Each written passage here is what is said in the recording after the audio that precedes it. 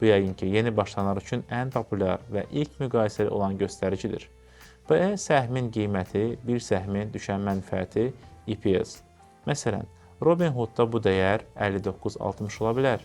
Digər şirkətlər təxminən 25, Apple-da 30, Circle və ya Palantir kimi sürətli böyüyən şirkətlərdə isə bu rəqəm 350-400 kimi çox yüksək ola bilər. Lakin burada qısa bir xəbərlər etmək istəyirəm. Şirkət yalnız PE-yə görə qiymətləndirmək düzgün deyil. Niyə? Qiymət və gəlirlik dəyişkəndir və onların dəyişməsi göstəricinin özünə təsir edə bilər. Əgər qiymət düşürsə, ya gəlirlik artırsa, PE daha ucuz görünəcək.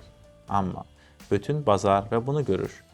Bu və digər şirkətin sürətli böyüməsi yeni bazarlara, məhsullara, texnologiyalara varsa, bazar belə bir şirkət üçün daha çox ödəməyə hazırdır. Yox, əgər şirkət artıq böyümə zirvəsinə çatıbsa və inkişaf etmək üçün yeri yoxdursa, investorlar onun səhmlərini daha az pul verəcəklər.